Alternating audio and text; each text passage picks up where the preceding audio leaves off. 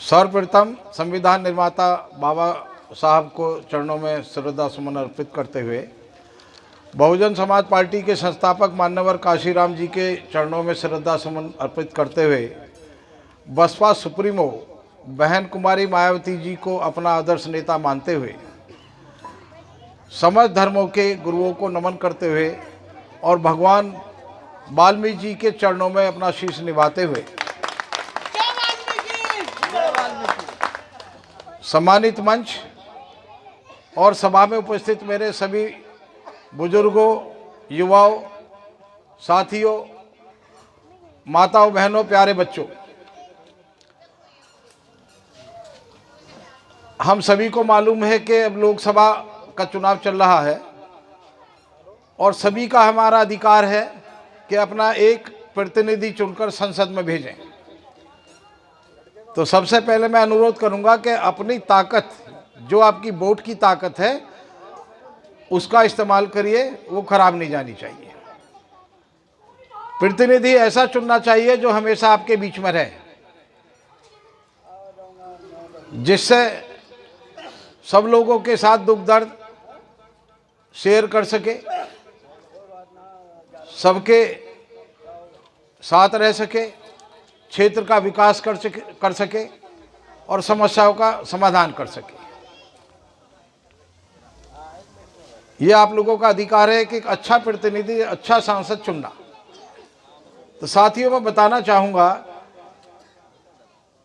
कि जो एक हमारे वाल्मीकि समाज की स्थिति आज भी आज़ादी के इतने वर्षों के बाद आज भी नहीं ठीक से उभर पाई है, उसके पीछे कारण क्या है?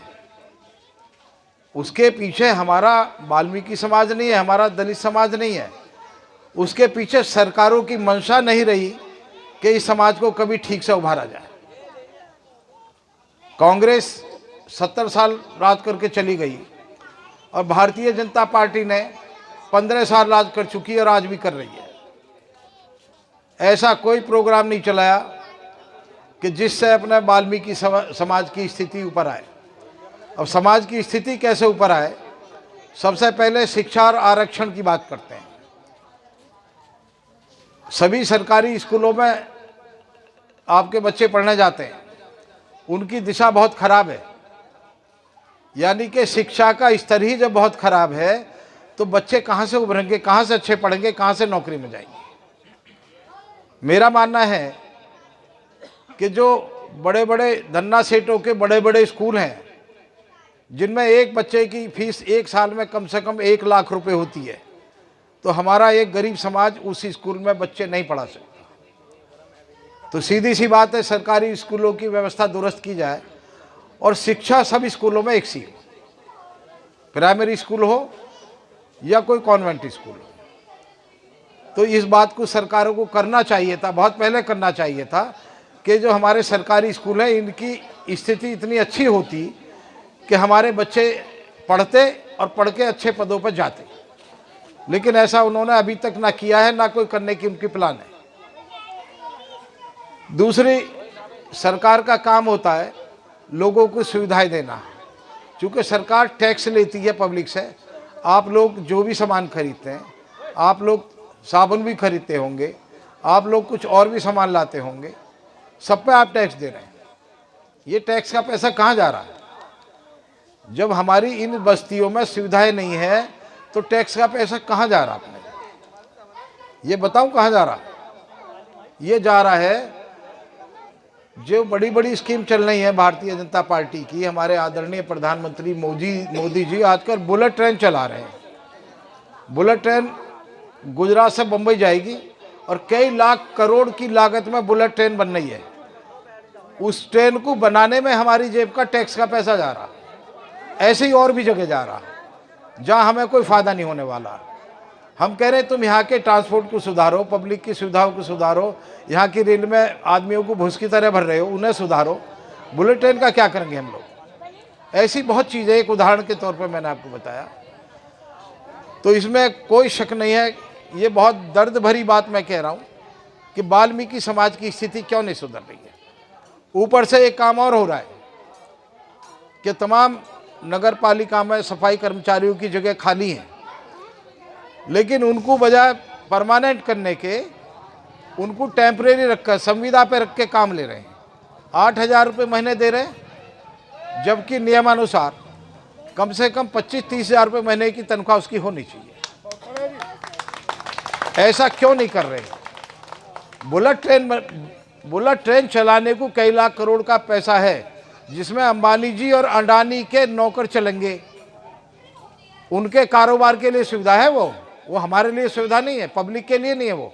वो सुविधा है देश के बड़े उद्योगपतियों के लिए, जिसमें हमारी जेब का पैसा लग रहा है। उल्टे हमें 8,000 रुपये की सैलरी दे के हमसे टेम्परेरी काम करा रहे नगर पालिका में रख के। तो बड़े शर्म की बात है, इन सरकारों को सोचना चाहिए।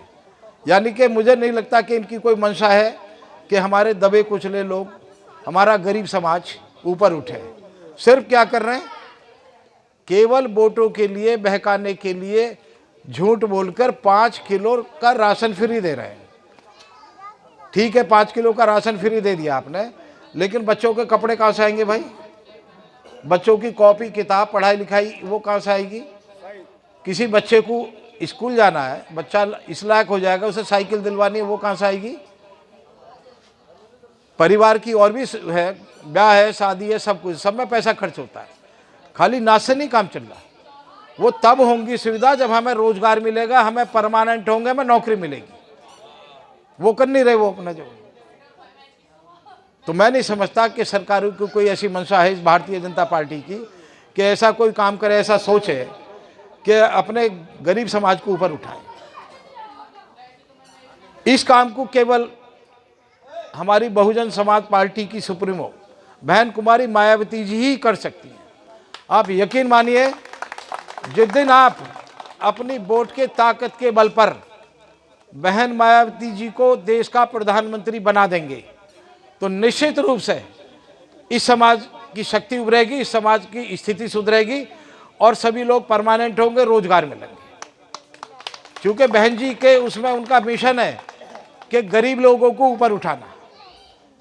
आपने नहीं देखा होगा कि बहन जी ने कोई बड़े बड़े उद्योगपति पाल रखे होंगे। उन्होंने कोई अंबानी अडानी ऐसे किसी आदमी से उनका कोई संपर्क नहीं रहता है। वो केवल गरीबों की नेता है।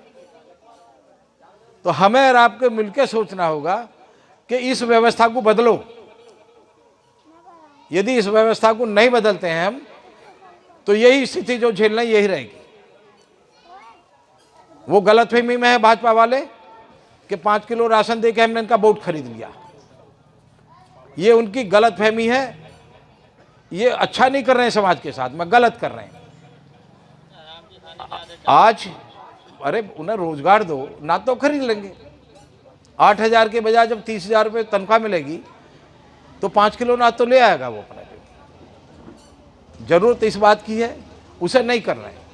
तो मेरा तो सबसे अनुरोध यही है कि बहन कुमारी मायावती जी के हाथ मजबूत करो, उन्हें देश का प्रधानमंत्री बनाओ। तो निश्चित रूप से मैं यकीन से कह सकता हूँ कि ये व्यवस्था बदल जाएगी और जो हमारा समाज है ऊपर उभरेगा। बच्चे पढ़ेंगे भी, लिखेंगे भी, नौकरी भी करेंगे और आरक्षण भी होगा। आज की तारीख में जितने सरकारी महकमे सब के सब प्राइवेट में बेच दिए। अब प्राइवेट में जब बेच दिए तो आरक्षण तो सरकारी नौकरी मिलता है। लाला जी क्यों आरक्षण देंगे हमें? वो तो नहीं देंगे। तनख्वाह भी देंगे, कम देंगे, और आरक्षण भी नहीं देंगे। क्योंकि आरक्षण में जो बच्चा पढ़ लिख के नौकरी पे जाता है उसकी तनख्वाह 25, 30 या 50,000 से स्टार्ट होती है, और जो कंपनी में काम करता है उसकी 8,000, 7,000, 5,000 ऐसी होती है। आप लोग के कुछ बच्चे कर रहे होंगे, कोई 10,000 में, कोई 15,000 में। यानी कि उस परिवार की आमदनी ही कम कर दी इन्होंने, और हम सोच भी नहीं रहे। अरे हमारे बच्चे को 50,000 तनख्वाह मिलती है, हमारे को 10 भी नहीं मिल रहे। ये बहुत गंभीर विषय है, इसे गंभीरता से ही सोचना पड़ेगा।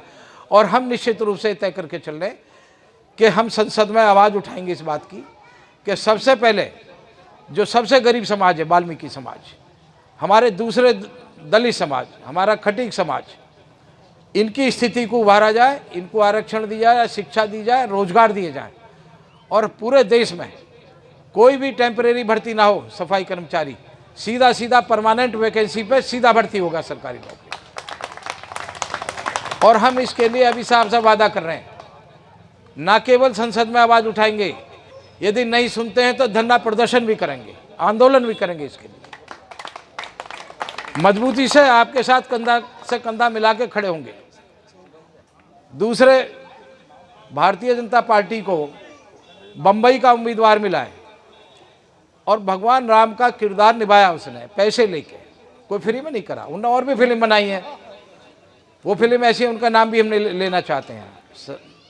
बहुत बेकार गंदी फिल्म है, समाज में दिखने में नहीं चाहिए। उस प्रत्याशी को ये नहीं पता, भाई जब तुम यहाँ रहोगे नहीं तो ये जनता कहाँ जाएगी, इनकी दुख दर्द की कौन सुनेगा। वो तो सुनने वाले हैं नहीं, वो तो यहाँ हेलीकॉप्टर से उतरेंगे, हवाई जहाज में उड़ जाएंगे। उन्होंने कभी ये नहीं सोचा कि भगवान वाल्मीकि ने जो इस समाज को दिया है रामायण की रचना करके, वो किसी ने नहीं दिया। वो महोदय आज तक किसी भगवान वाल्मीकि के मंदिर में नहीं गए। ये उनके लिए शर्म की बात है, उन्हें जाना चाहिए। और हिंदू पब्लिक को बेवकूफ़ बना रहे हैं कि भगवान राम के अवतार आ गए हैं। भाई कोई मान लेगा भगवान राम का अवतार है वो? कितनी रामलीला होती हैं आपके मेरठ शहर में, सैकड़ों रामलीला होती हैं। हर एक कलाकार भगवान राम का किरदार निभाता, तो भगवान राम हो गया क्या वो?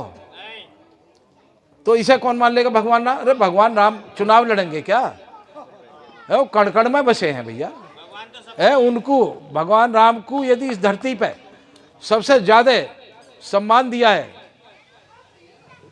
हालांकि वो प्रभु हैं, लेकिन उनको सबसे ज्यादा उनके विषय में लिखा है तो भगवान वाल्मीकि ने लिखा है। उनके पूरे चरित्र को रामायण में अवतरित किया है उन्होंने। और मैं अपनी बता रहा हूँ, मैं आपको यकीनन बता रहा हूँ, मैं भगवान वाल्मीकि को हमेशा अपने दिल में रखता हूँ कि वो ऐसी रचना रच गए जो किसी ने नहीं रची। रामायण बहुत बड़ा ग्रंथ है हमारा, अरुण गोविल बेचारे क्या रचेंगे? खामोखामी पब्लिक को बेवकूफ भाजपा वाले बना रहे, भगवान राम के बता रहे हैं, इन्हें शर्म आनी चाहिए। अरे तुम भगवान के नाम पर तो खेलना खेलो भाई, आप जनता की सेवा के लिए उतरे, ना कि उसकी भावनाओं को कैश करने के लिए। तो आप बिल्कुल बहकने की जरूरत नहीं है, सीधा सीधा काम करिए। वादा करके जा रहे हैं कि वाल्मीकि समाज जितने भी नौकरी पे जाएंगे नगर पालिका में, सीधे सीधे परमानेंट होंगे, कोई टेम्परेरी नहीं लगेगा। टेम्परेरी कोई व्यवस्था नहीं होती है, जब वैकेंसी होती है तो परमानेंट ही लगते हैं हमेशा उसमें।